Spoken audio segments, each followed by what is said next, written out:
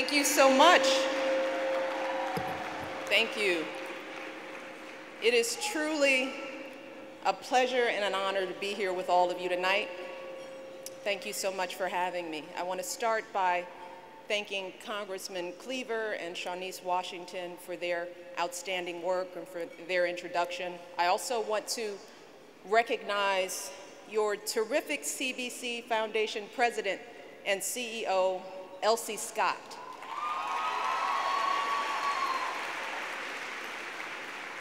And of course, I want to congratulate this year's Phoenix Award winners, Attorney General Holder, Congresswoman Brown, Mayor Gant, and George Lucas. Thank you all for your outstanding contributions to our nation, and we look forward to hearing from you all later this evening. I also want to take a moment to note the passing of a true leader in this caucus, Congressman Donald Payne. Congressman Payne was a distinguished member of Congress, a visionary chairman of the CBC, and his presence is sorely missed. And finally, I want to recognize all of the CBC members, past and present, who are with us here tonight. You all are part of a proud tradition, one that dates back not just to the founding of this caucus, but to the beginning of so many improbable journeys to the halls of Congress. Take Congressman John Lewis, for example. He was the son, yes indeed, he was the son of sharecroppers. And as a boy, yearning to become a preacher, he gave impassioned sermons to the chickens on his family's farm. And then there's Congressman Lewis Stokes, who was raised by a widowed mother in Cleveland's public housing. He served in the Army during World War II, and although he fought under the same flag, he still had to eat, sleep, and travel separate and apart from his fellow soldiers. And then there's Congresswoman Barbara Lee, who almost didn't make it into this world. When her mother was in labor, the segregated hospital refused to admit her, and they didn't agree to care for her until hours later when it was almost too late. But from so many unlikely places, members of this caucus rose up and lived out their own version of the great American dream. And that is why they came here to Washington. They came because they were determined to give others that same chance. They were determined to open that doorway of opportunity even wider for those who came after them. They came because they believed that there is no higher calling than serving our country, no more noble a cause than that of our fellow citizens. Now, this work wasn't always easy, especially in the early years when members of this caucus faced challenges they never could have anticipated. For example, back in the early 70s, Congressman Ron Dellums was appointed to the Armed Services Committee, as was Congresswoman Pat Schroeder. Displeased about having both a woman and an African American assigned to his committee, the chairman at the time added just one seat to the committee room, and he forced the two of them to share it. But Congressman Dellums was unfazed. He said to Congresswoman Schroeder, let's not give these guys the luxury of knowing they can get under our skin. Let's sit here and share this chair as if it's the most normal thing in the world. Since its earliest days, this caucus has been taking on challenges and leading the way in the urgent work of perfecting our union, fighting for jobs and health care, working to give all our children opportunities worthy of their promise, standing up for the least among us every day, and earning the proud distinction as the conscience of Congress. That is the legacy of this caucus. And that's also what I want to talk a little bit about tonight. I want to talk about how we carry on that legacy for the next generation and generations to come. Now, back when our great-grandparents were riding that Underground Railroad, back when John Lewis was marching across that bridge in Selma, and Jim Clyburn was sitting in an Orangeburg jail, the injustices we faced were written in big, bold letters on the face of our laws. And while we may have had our differences over strategy, the battles we needed to fight were very clear. We knew that to end slavery, we needed a proclamation from our president, an amendment to our Constitution. To end segregation, we needed the Supreme Court to overturn the lie of separate but equal. To reach the ballot box, we needed Congress to pass the Voting Rights Act. So we moved forward, and we won those battles. And we made progress that our parents and grandparents could never have dreamed of. But today, while there are no more whites-only signs keeping us out, no one barring our children from the schoolhouse door, we know that our journey is far, far from finished. But yes, but in many ways, the path forward for this next generation is far less clear. I mean, what exactly do we do about children who are languishing in crumbling schools? What about kids growing up in neighborhoods where they don't have opportunities worthy of their dreams? What about the 40% of black children who are overweight or obese, or the nearly 1 in 2 who are on track to develop diabetes in their lifetimes? What court case do we bring on their behalf? What laws can be passed to end those wrongs? You see, today, the connection between our laws and our lives isn't always as obvious as it was 50 or 150 years ago.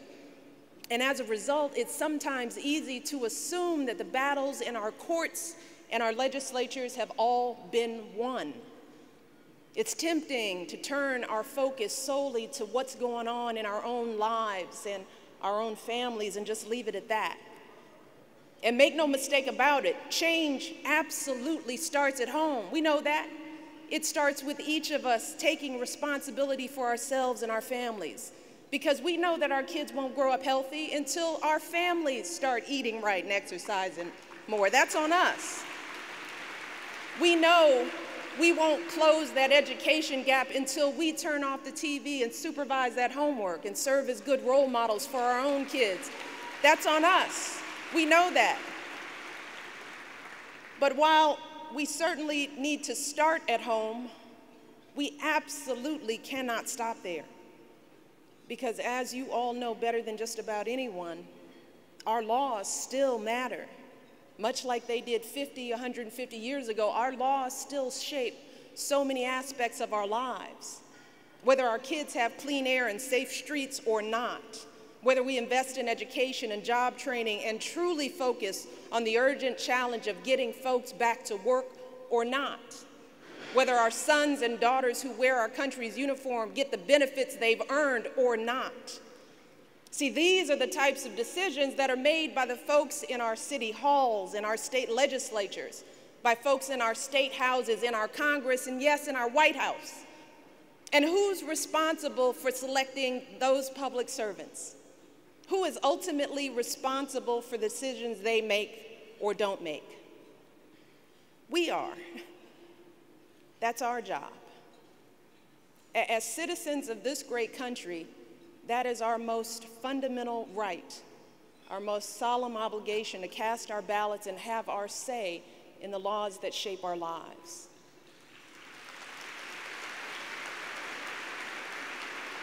Congressman Lewis understood the importance of that right.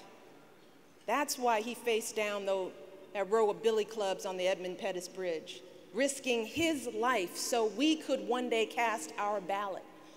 As he put it, your vote is precious, almost sacred. It is the most powerful nonviolent tool we have to create a more perfect union.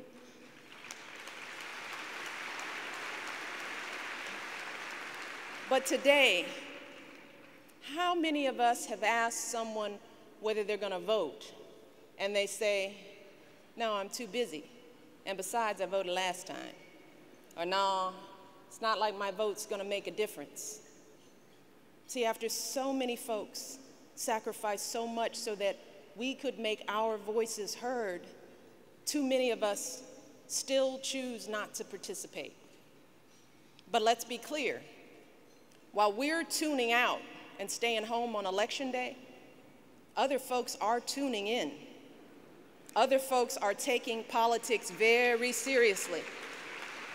And they're engaged on every level. They're raising money. They're in constant dialogue with elected officials. And understandably, in the face of all of that money and influence, it can start to feel like ordinary voices can't be heard, like regular folks just can't get a seat at the table. But we are here tonight because we know that simply is not true. Time and again, history has shown us that there is nothing more powerful than ordinary citizens coming together for a just cause. And I'm not just talking about the big speeches and protests that we all remember. I'm talking about everything that happened between the marches when the speeches were over and the cameras were off. I'm talking about the thousands of hours that people like Dr. King and so many of you spent strategizing in cramped offices late at night. I'm talking about the folks in Montgomery who organized carpools and gave thousands of rides to perfect strangers, folks who walked miles on aching feet. I'm talking about the volunteers who set up drinking fountains and first aid stations on the Washington Mall, who made 80,000 bag lunches for folks who marched on that August day. I am talking about the tireless, thankless, relentless work of making change. You know, that phone calling, letter writing, door knocking, meeting planning kind of work. That is the real work of democracy. You know, what happens during those quiet moments between the marches? And that is how we carry on that precious legacy we've inherited. By recommitting ourselves to that day-to-day work that has always paved the way for change in this country. So that means being informed. It means following the news, learning about who's representing us and how our government works. Even more important, it means showing up to vote. And not just every 4 years, but every year, in every election. As the great Congresswoman Shirley Chisholm once said, you don't make progress by standing on the sidelines. Active and passionate citizenship engagement is at the core of our democracy. That's the whole point. It is the first 3 words of the preamble to our Constitution, we the people. And over the past 2 centuries, so many righteous men and women toiled and bled and sacrificed so that every last one of us could be included in that we. And today, we owe it not just to ourselves, but to them to exercise the rights they fought and died for. So when it comes to casting our ballots, it cannot just be we the people who had time to spare on Election Day. It can't just be we the people who really care about politics or we the people who happen to drive by a polling place on the way home from work. It must be all of us. That is our birthright as citizens of this great nation. That fundamental promise that we all get a say in our democracy, no matter who we are or where we're from or what we look like, or who we love. So we cannot let anyone discourage us from casting our ballots. We cannot let anyone make us feel unwelcome in the voting booth. It is up to us to make sure that in every election, every voice is heard and every vote is counted. That means making sure our laws preserve that right. It means monitoring the polls to ensure that every eligible voter can exercise that right.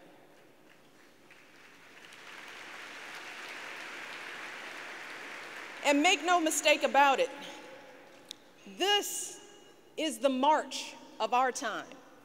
Marching door to door, registering people to vote. Marching everyone you know to the polls every single election. See, this is the sit-in of our day. sitting in a phone bank, sitting in your living room calling everyone you know, your friends, your neighbors, that nephew you haven't seen in a while, that classmate you haven't spoken to in years, making sure they all know how to register, where to vote every year, in every election. This is the movement of our era, protecting that fundamental right, not just for this election, but for the next generation and generations to come. Because in the end, it's not just about who wins or who loses or who we vote for on election day. It's about who we are as Americans. It's about the democracy we want to leave for our kids and grandkids.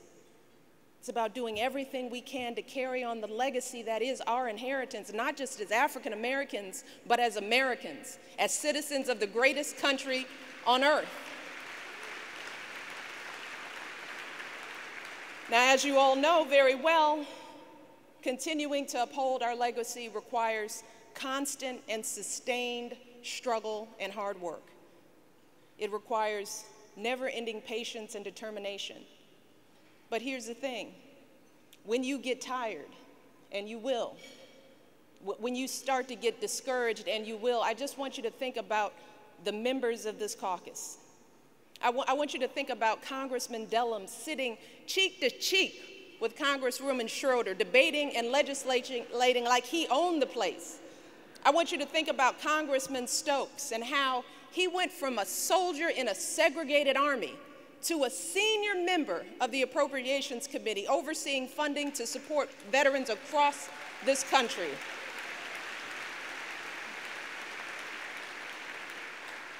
And finally, I want you to think about a photo that hangs in the West Wing of the White House. Some of you may have seen it. It's a picture of a young black family visiting the president in the Oval Office. The father was a member of the White House staff, and he brought his wife and 2 young sons to meet my husband. In the photo, Barack is bent over at the waist, and one of the sons, a little boy, just about 5 years old, is reaching out his tiny little hand to touch my husband's head. And it turns out that upon meeting Barack, this little boy gazed up at him longingly and he said, "I want to know if my hair is just like yours." And Barack replied, "Why don't you touch it and see for yourself?" So he bent way down so the little boy could feel his hair. And after touching my husband's head, the little boy exclaimed, "Yes, it does feel the same."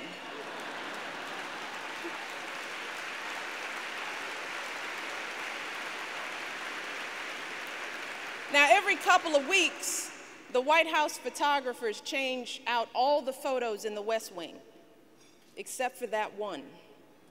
That one and that one alone has hung on that wall for more than 3 years.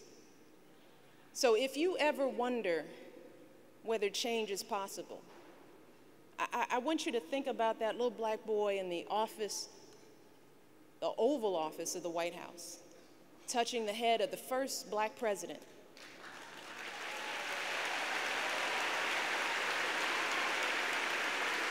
And as we mark the 150th anniversary of the Emancipation Proclamation, I want you to remember that the house they were standing in, the house my family has the privilege of living in, that house was built in part by slaves.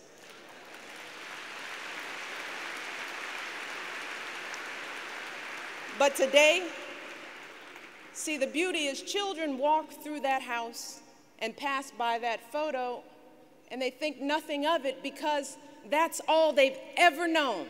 Understand this, they have grown up taking for granted that an African American can be president of the United States of America. Now, isn't that part of the great American story, isn't it? It is the story of continuous, breathtaking progress from one generation to the next. It's the story of unwavering hope, grounded in unyielding struggle. It's the story of men and women who said to themselves, I might not fulfill my dreams, but if I march, if I stand strong on this bridge, if I endure another night in this jail cell, then maybe my children will fulfill their dreams. Maybe my grandchildren will. It is the story found in Scripture, in the verse in Hebrews that says, all these people were still living by faith when they died. They did not receive the things promised. They only saw them and welcomed them in the distance. So through all the many heartbreaks and trials, all of you and so many who came before you, you have kept the faith. You could only see that promised land from a distance, but you never let it out of your sight. And today, if we are once again willing to work for it, if we're once again willing to sacrifice for it, then I know that we can carry on that legacy. I know that we can meet our obligation to continue that struggle. And I know that we can finish the journey we started and finally fulfill the promise of our democracy for all our children. Thank you. God bless.